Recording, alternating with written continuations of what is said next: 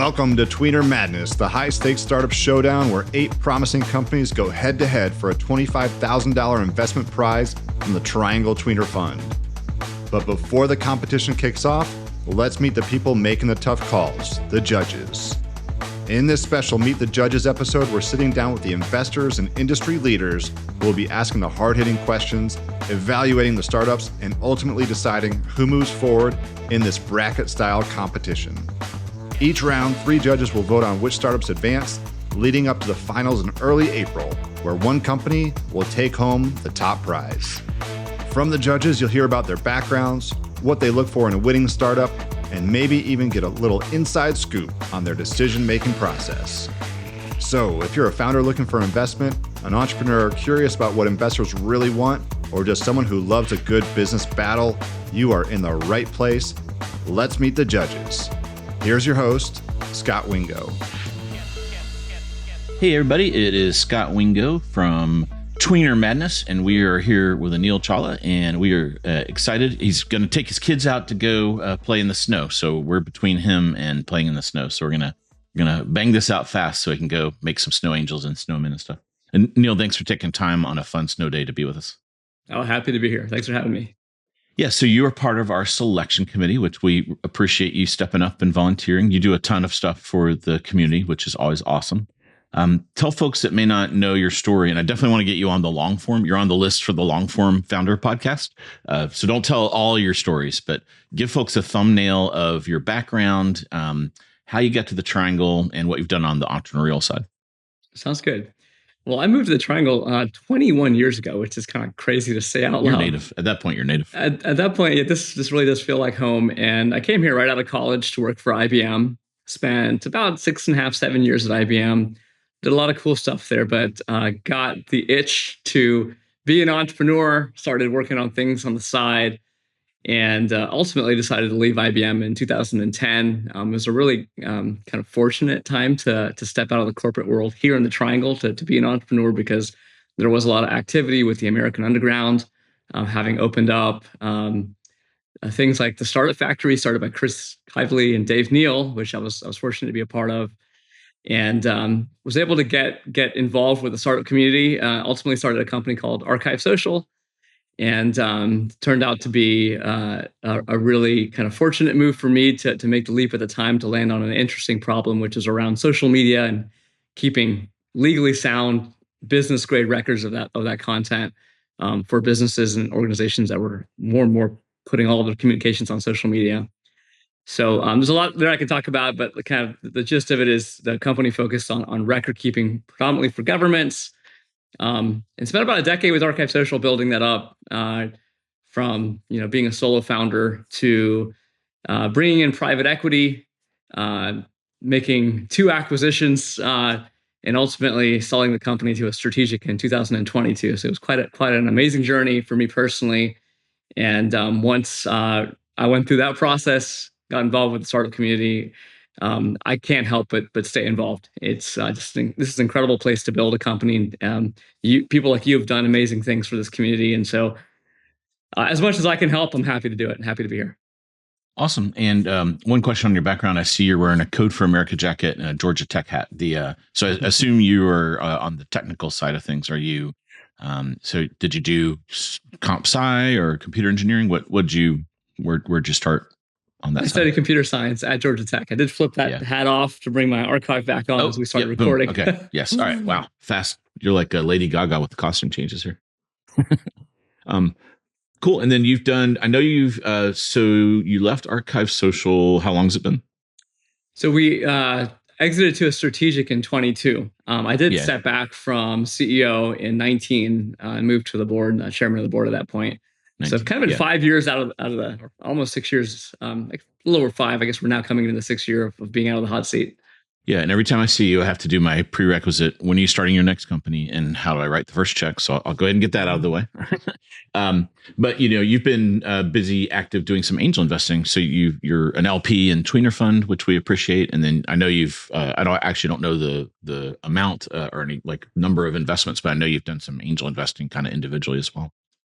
Yeah, again, it's exciting to come out on the other end of starting a company and be in a position where I can now help other entrepreneurs get off the ground. Honestly, part of investing is again learning and growing for me. And so I've gotten involved in a bunch of things. I'm an LP in some of the local funds, including in Tweener, and was excited to be one of the first few funders there.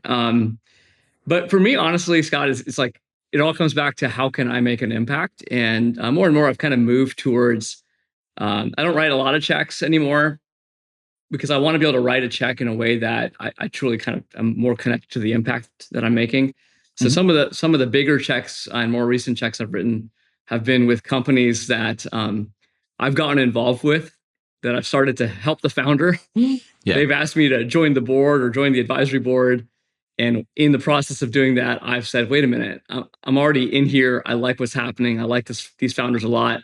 How can I get more involved? Can I write a check and invest? So I've kind of done that investment more on the as the second part of getting involved.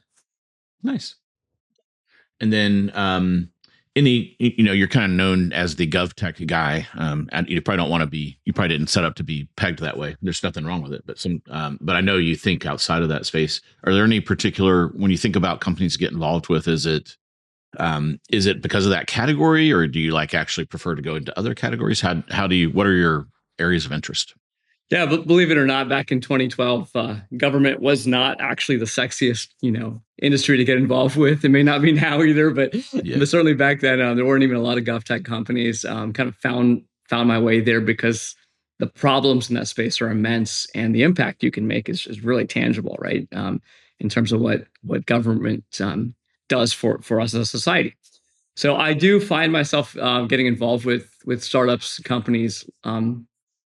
Oftentimes because of that angle.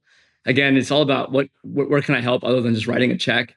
And given the experience we had at Archive Social, and then including acquiring some other companies, I have a lot of perspective on that space. And so that's certainly an area where I can be more than just another entrepreneur on a board. I can actually help specifically with go-to-market, and product design and things like that are more specific to government. So I do spend some time in that area. It's not necessarily, as to your point, where I want to be completely siloed, but I know I can make impact there. But it's really it's got anywhere I think it's interesting, and we're company solving a good problem. I can be a little bit more helpful. So one really good example is recently I joined the advisory board for the Swing Racket and Paddle organization starting here in Raleigh, which is going to be the world's largest racket club. And it's not only going to be here in Raleigh, but it's a scalable model for beyond. And tennis is a personal passion of mine, and so being able to combine, my personal interests with the business opportunity was a unique opportunity for me to get involved with that.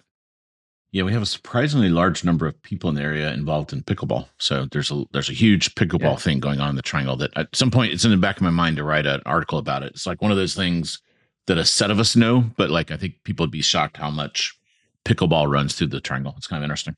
Yeah, and kind of before pickleball, this is one of the top tennis destinations in the country. And again, that's something that was surprising for me. I grew up a tennis player, came here, kind of stopped playing for about 20 years. And once I started playing again, I realized there's this huge community of enthusiasts around kind of racket sports. Yeah, cool. That's good. And I know you're relatively early in on angel investing, but any big wins or misses that you kind of think about that you should have done or anything like that? Yeah, that's an interesting one. I think because of the time frame, I haven't really felt like I've missed yet. We definitely have some companies that have grown up where, I'll give you an example. Green Places is a company that where I met the founder, Alex, a little late, and I know a lot of my peers were involved with that early funding of that company. That company's doing really well. So I guess that would be one where I was like, oh man, that would have been cool to be a part of that in the early funding of that. But in terms of wins, I mean, I think I'm just constantly amazed with the breadth of talent and expertise that we have here in the Triangle. I think just between my direct investments and being an LP in different funds, just the kinds of companies and kind of, again, the breadth of those companies is just really amazing to see what we have happening just here in our local region. Yeah, I saw last night Bot Built. It was on X. There's this cool video of robots building houses, and I was like, oh my gosh, I've got to send that to the Bot Built guys because it looks just like what they're doing, and it was them. Oh, So, yeah. so I was like, wow, that's pretty. And it had gone viral kind of, I can't even remember what account I saw it on, but it was like one of the bigger accounts and it had like, 600,000 views.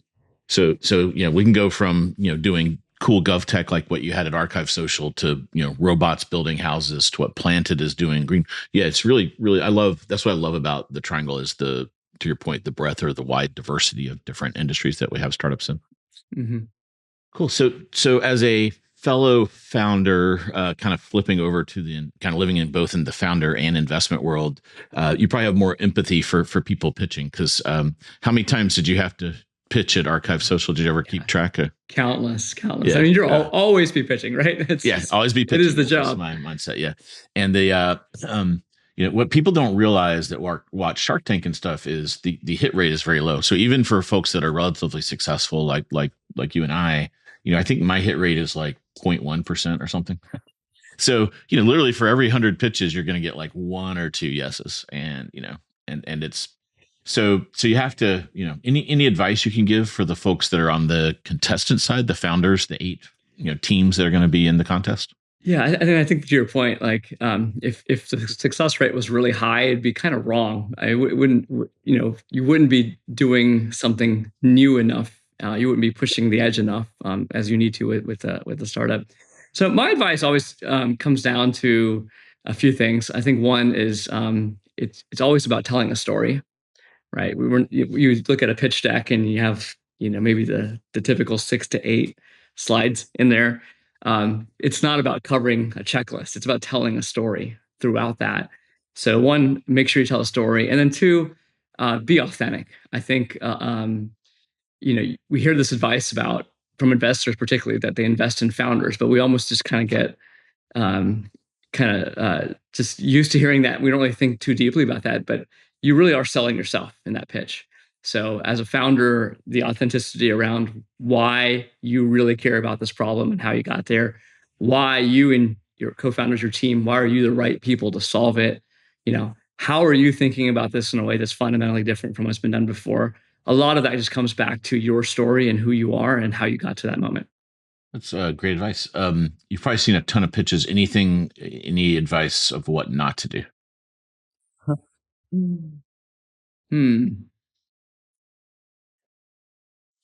Yeah, I mean, there's a lot of mistakes you can make there. So I think that's maybe a whole topic. I think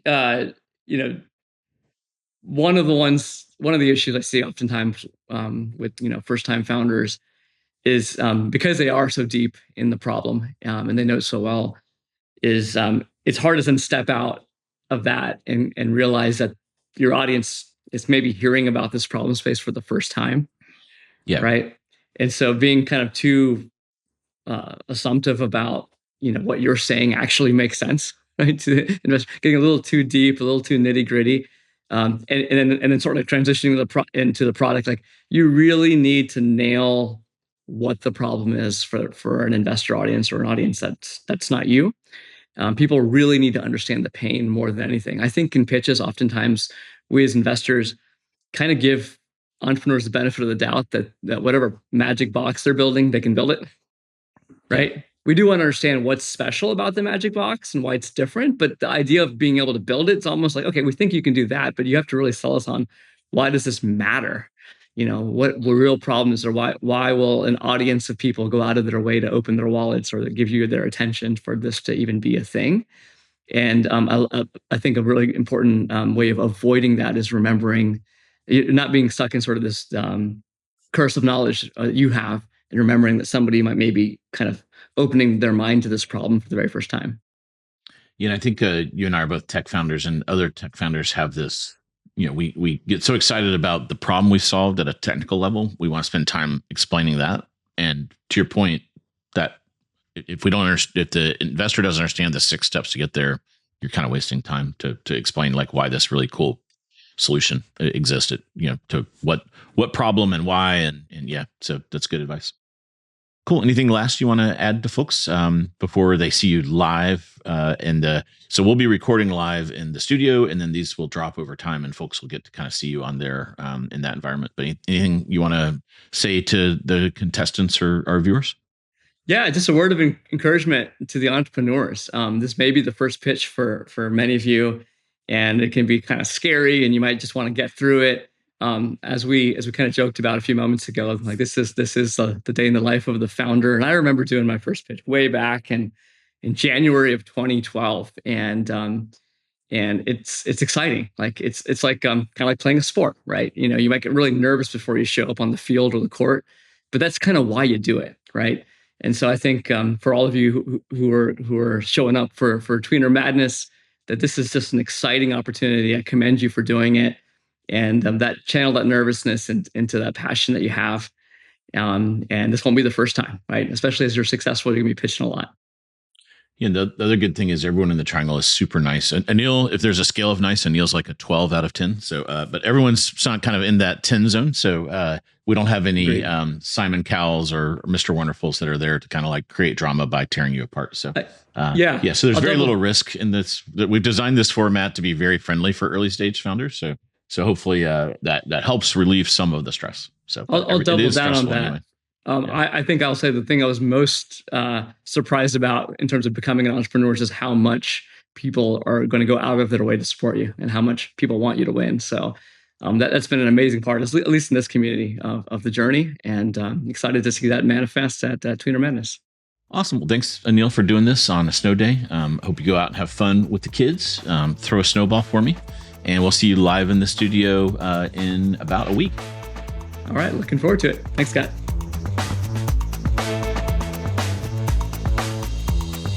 That's a wrap on this Meet the Judges episode.